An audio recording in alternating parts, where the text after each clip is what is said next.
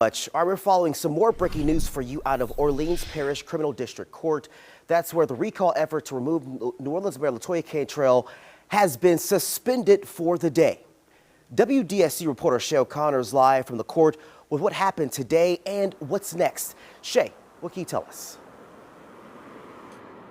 Daryl, that's absolutely correct. Day 2 in court hadn't even started when everyone got up and pretty much started to walk out. That was around 9:20 this morning. Now, on your screen right now, you should see video of folks just walking down the stairs here at the court.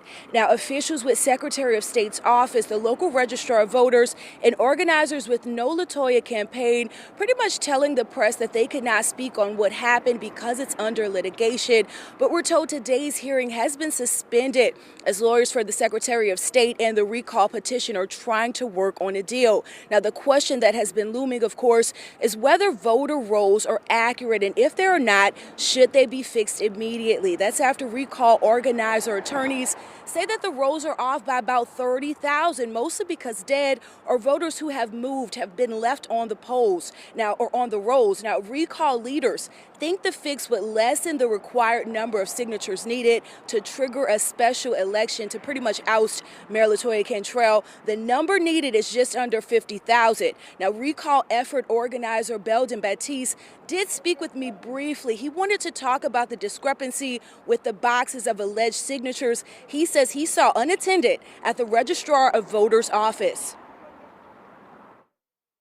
I watched Miss Sandra Wilson, lawyer, said about the boxes and said that the boxes that was inaccurate and that was not the truth.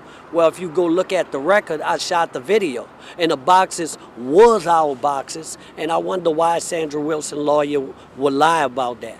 If you want me to share it with you, I'll share it with you. That's all I can tell you right now.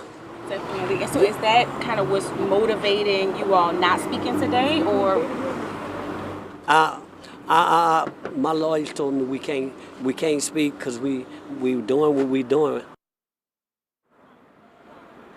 And Daryl, I'm told that the hearing will resume right here tomorrow at 9 a.m. Reporting live, Shay O'Connor, WDSU News. Shay, thank you so much. And joining us live via Zoom to talk more about these recall efforts is WDSU political analyst Dr. Ed Chervenak. Dr. Chervenak, thank you so much for joining us.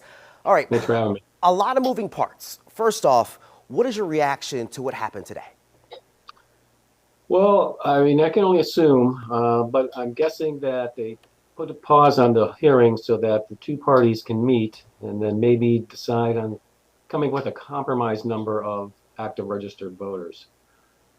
Because, you know, once you start the legal process, you never know what can happen. The judge could decide, all right, so what we need to do is, in fact, go through those 30,000 names, verify them.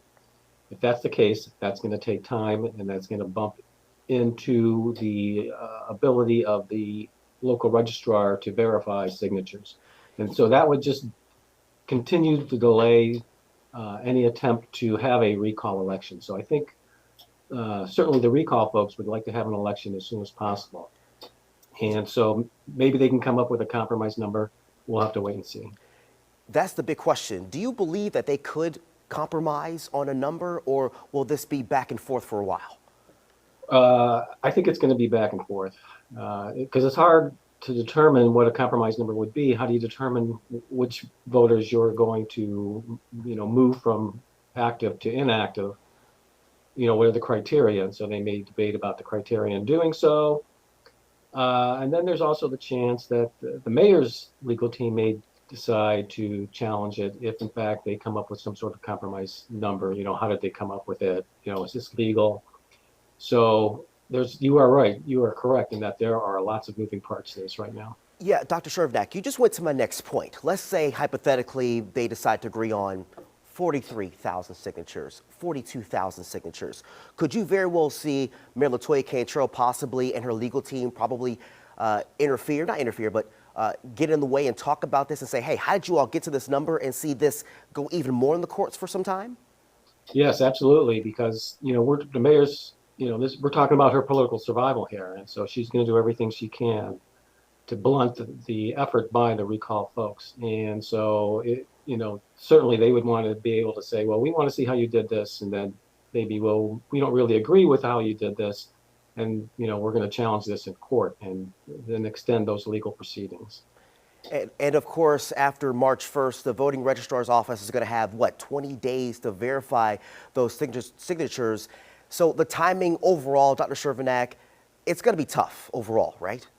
It is tough. I'm assuming that they're currently verifying those signatures because by law, they have to start when they receive those petitions. And so, it's not within their it's not within their power to say, well, we're going to hold off on this until we resolve this legal situation. I suspect that they're counting and verifying right now. Political analyst Dr. Ed Chervenak. Dr. Chervenak, thank you so much for joining us. And something tells me this won't be the last time we'll have you on to talk about this. Thank you, sir. Really appreciate it.